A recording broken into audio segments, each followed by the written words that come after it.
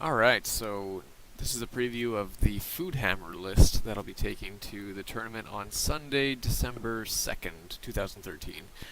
Foodhammer is a charity event that's held every year, I think since 2011, as this picture says, and all proceeds go to charity.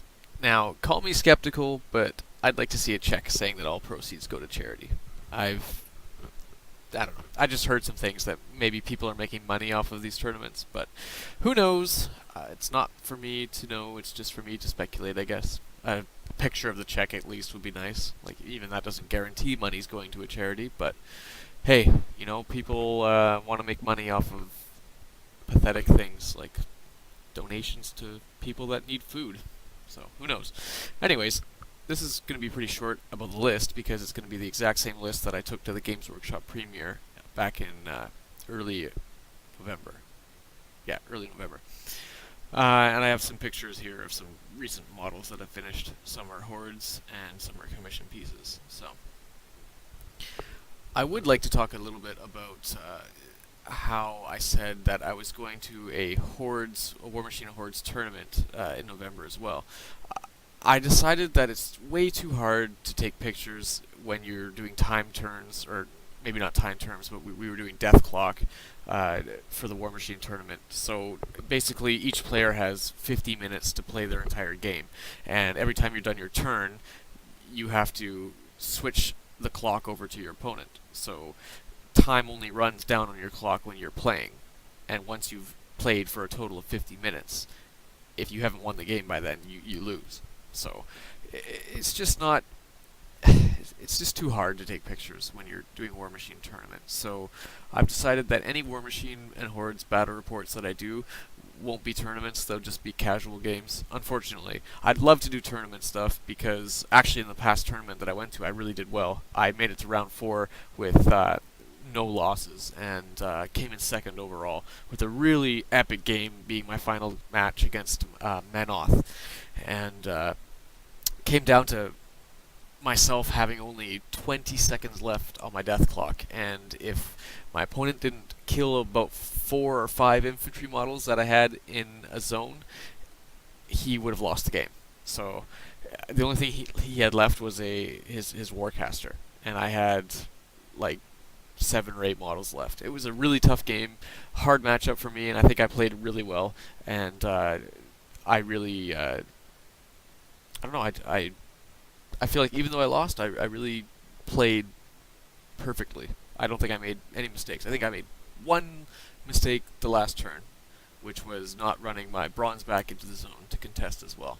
Instead, I ran the bronze back towards a destructible objective to destroy it the next turn. But had I realized that I scored 2 points in his turn, and then the next turn I would have won anyway, because I scored 2 points.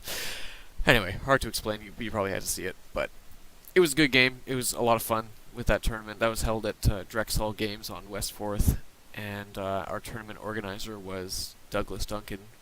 It was run great. There were no hiccups really, and all my opponents were enjoyable to play against.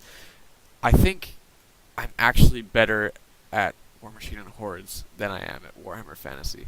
I think Warhammer Fantasy has too many random scenarios, not like game scenarios, but too many random situations where a game can go really, really wrong really fast. So I think in War Machine I have more control over the situation, it seems.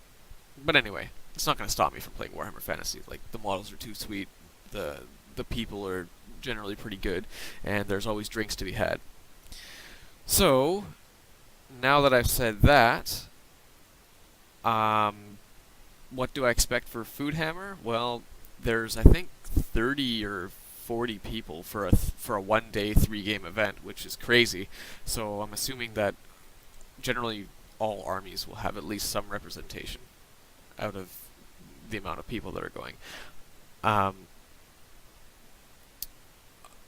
I don't know. It's just super hard to say what to expect because even with just 3 games, even if I win my first game and move on to the second, I still may not play any of the same people I played at T-Shift, any of the people that generally do really well in these tournaments. Like, it's not guaranteed that I'll face any of them. So it could be 3 completely new faces. Hopefully 3 completely new armies that I've never reported on for my YouTube channel, which would be really cool. So that everyone can get different games and look at different armies, see people's different painted stuff. I have a display board that I'm working on for Foodhammer that I don't think I'm going to be able to finish for Sunday, but we'll see what happens. I have the next 2 days off, so we'll see how motivated I get, I guess. Anyways, that will be all for now, and I will be posting videos of the tournament within the next week, I guess. Probably some the day of and some the next day. Thanks for watching.